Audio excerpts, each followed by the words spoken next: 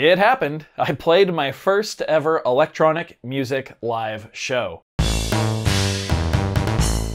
Freebeat. Hey, how's it going, everybody? Welcome to Freebeat. Today's patron shoutout goes to P. Halba. Thank you so very much for the support. Let's get started. So, yeah, I played my first ever electronic music live show as Freebeat last Sunday up in Olympia, Washington at the Crypt. My wife and I drove up there from Oregon. We met up with Joshua Morgan, who I've been friends with just online for the past 5 years. Met up in person, was great to meet him. We went and grabbed some lunch, and then he was gracious enough to let me set up my rig in his studio and play through the set. And he gave me some mixing feedback and just helped me dial it in to where I needed it to be. And then we headed to the venue. And the Crypt is an awesome bar up in Olympia, Washington. Had a lot of fun there just kind of looking around. There's lots of kind of little nooks and crannies and all kinds of little hidden details all over the place. I love that. Super cool. Very accepting place, which is great. And what was cool is they actually let us in like 3 hours before sound check even, so we were able to have everything set up. I was able to run through my set again just with my in-ears on stage though and get a feel for everything, which was excellent. And then it was showtime. Axenfeld Loop opened the show with a set featuring all Electron gear, so the Octatrack, the Analog Rhythm, and the Analog Heat, which was a really cool set. And then it was my turn. So I took the stage and started off pretty well, actually. I played my original song, Mystery Hour, as my opener, and I actually have the full clip here, so enjoy.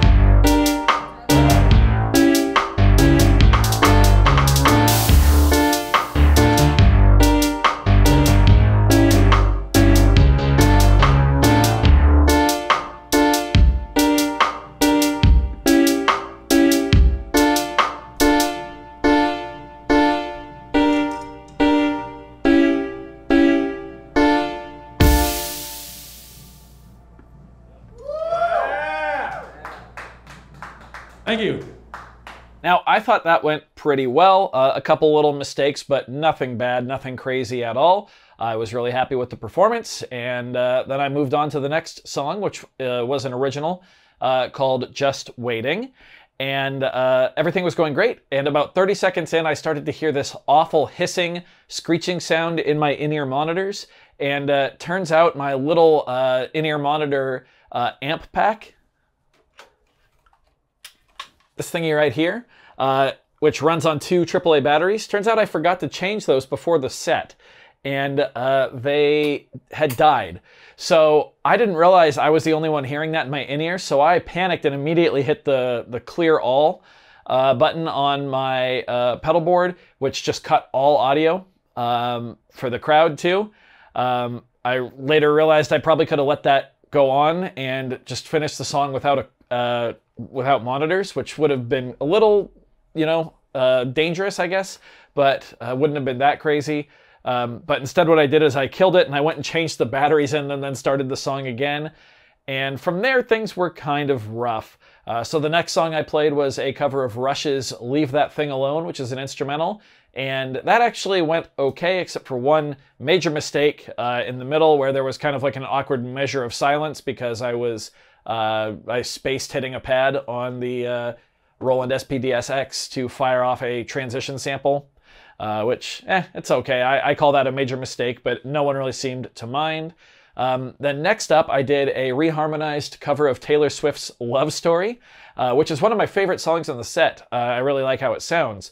However, because I think I had a crowd address there, I forgot to change the SP404 Mark II over to the correct project. Normally to change projects, I just push a button on the Launch Control XL, and then it sends a program change to everything in the set. The SP404 can't receive program change, so I just forgot to switch it over. So I'm not going to let that ever happen again, so good lesson learned there. But the rest of that song went well. Then next was another cover, this time a song called Vampires by The Midnight, and I actually sing on this one. And I had stupidly set my vocal effects pedal, the Boss VE500. I was messing with it before the show and I accidentally left the pitch correction set to MIDI instead of just mic input. So I essentially sang the whole thing without pitch correction, so that footage is never going to see the light of day. Super embarrassing, but it is what it is, and now I know to just double check before I start a song that everything's where it needs to be. Take the extra 2 or 3 seconds, to just do that. All it was is I forgot to save the edited patch on the pedal, so now I know to save things when I like where they're at. But yeah, lesson learned there. That being said, no one in the crowd said it was like terrible. No one said it was incredible, but I don't think it was the worst. But still, I don't want to post that footage because it is pretty embarrassing. Anyway, after that, I did a live pocket operator jam on the PO24 Office, running through the SP404 Mark II using a few of those effects. And that was a lot of fun. I'm really glad I did it. I kind of botched the ending, but it was more improv, so I didn't have anything kind of set up for an ending. Now I'm thinking I should probably do that because no one really knew when to clap when it was over. One guy really liked it though. You'll hear that in the clip I'm about to show you. But then the next song after that was actually what I think was the best song of the night, which is another original called Well Seasoned, which is essentially kind of like a drum solo showpiece, which I didn't think would do that well live. But it probably got the most applause of anything I played. Yeah, that'll probably stay in the set. I'll probably dial in some of the samples. But yeah, I was pleasantly surprised at that one because I do really like playing it. I got to, have a little fun on the drums and get as close to, traditional drumming as I get anywhere in the set. So that's a fun one. And I actually do have footage of both the Pocket Operator Jam and Well Seasoned. So here you go.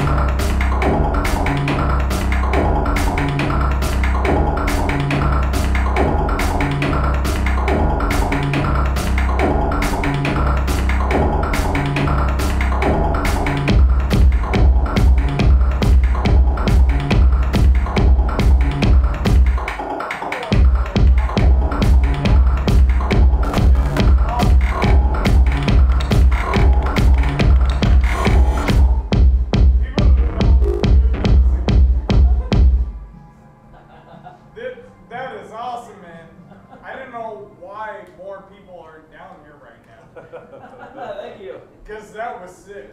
No, keep going, man. I got 2 more. That's good.